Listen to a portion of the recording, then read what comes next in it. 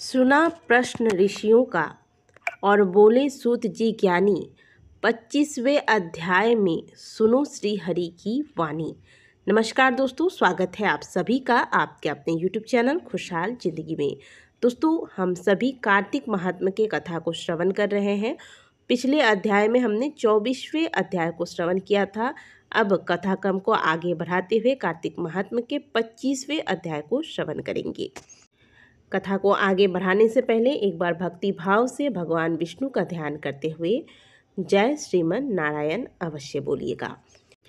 ब्राह्मण धर्मदत्त ने कहा कि तीर्थ में दान और व्रत आदि सत्कर्म करने से मनुष्य के पाप नष्ट हो जाते हैं, परंतु तू तो प्रेत के शरीर में है, अतः उन कर्मों को करने की इसलिए मैंने जन्म से लेकर अब तक जो कार्तिक का व्रत किया है उसके पुण्य का आधा भाग मैं तुझे देता हूँ, तो उसी से सद्गति को प्राप्त हो जा। इस प्रकार कहकर धर्मदत्त ने द्वादशाक्षर मंत्र का श्रवण कराते हुए तुलसी मिश्रित जल से ज्यों ही उसका अभिषेक किया, त्यों ही वह प्रेत योनि से मुक्त हो प्रज्वलित अग्नि शिखा के समान तेजस्विनी एवं दिव्य रूपधारिणी देवी हो गई और सौंदर्य में लक्ष्मी जी की समानता करने लगी। तदंतर उसने भूमि पर दंड की भांति गिरकर ब्राह्मण देवता को प्रणाम किया और हर्षित होकर गदगद वाणी में कहा, हे द्विज श्रेष्ठ, आपके प्रसाद से आज मैं इस नरक से छुटकारा पा गई। मैं तो पाप के समुद्र में डूब रही थी और आप मेरे लिए नौका के समान हो गए। इस प्रकार वह ब्राह्मण से कह ही रही थी कि वहाँ उसी समय आकाश से एक दिव्य विमान उतरता दिखाई दिया। वह अत्यंत प्रकाशमान एवं विष्णु रूपधारी पार्षदों से युक्त था।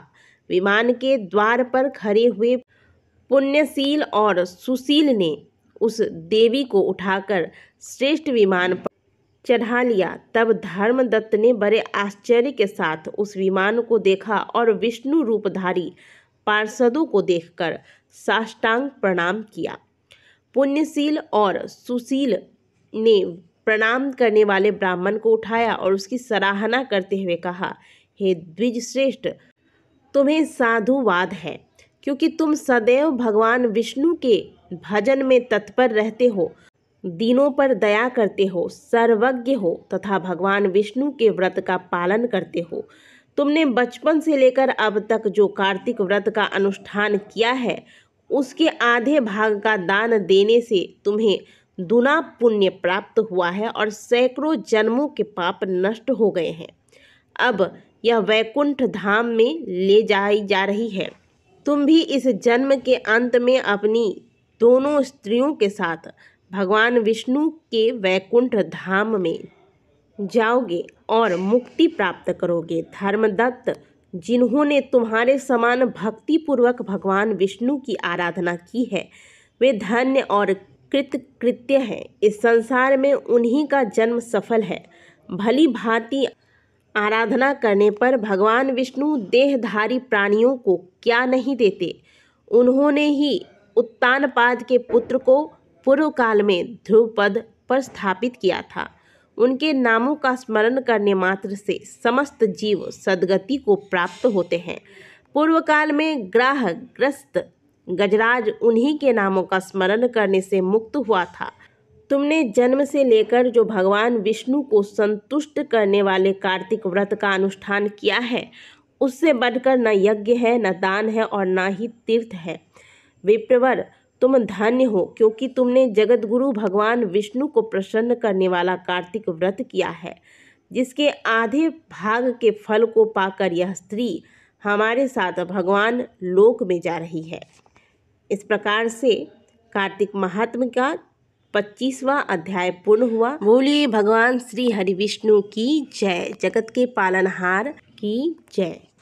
दोस्तों, आपने देखा कि किस प्रकार से एक पतित आत्मा जो कि प्रेत योनि में भटक रही थी, इसको भी भगवान विष्णु के भक्त द्वारा मोक्ष की प्राप्ति होती है। जो भगवान विष्णु की भक्ति पूर्वक आराधना करते हैं उनका स्वयं तो कल्याण होता ही है, उन्हें स्वयं मोक्ष की प्राप्ति तो होती ही है, तथा भगवान विष्णु की कृपा से वह दूसरों को भी सहारा देने योग्य हो जाते हैं। साथ ही यह कथा हमें समझाती है, हमें सिखाती है कि हमें अपने आत्म कल्याण के लिए स्वयं तत्पर रहना चाहिए, अपने आत्म कल्याण की व्यवस्था स्वयं करनी चाहिए। सदैव नारायण का स्मरण करें, भगवान विष्णु की विधि पूर्वक पूजन करें, एकादशी व्रत का पालन करें तथा जब जब कार्तिक का महीना आए, कार्तिक मास में भगवान विष्णु का पूजन, दीपदान, तुलसी पूजन, सूर्य देव को अर्घ्य देना, साथ ही कार्तिक महात्म्य के कथा को श्रवण करना।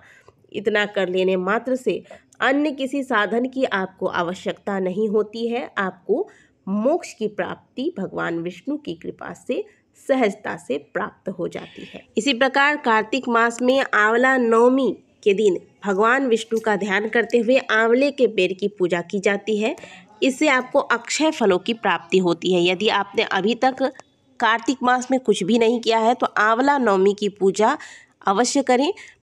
आंवला दीपदान करें, जिसे स्वर्ण दान के समान फलों की प्राप्ति होती है। आंवला दीपदान तथा आंवला नवमी की पूजा विधि की वीडियो चैनल पर जा चुकी है, आप अवश्य देख लीजिएगा। मिलते हैं आपसे अगले वीडियो में, तब तक के लिए ओम नमो भगवते वासुदेवाय।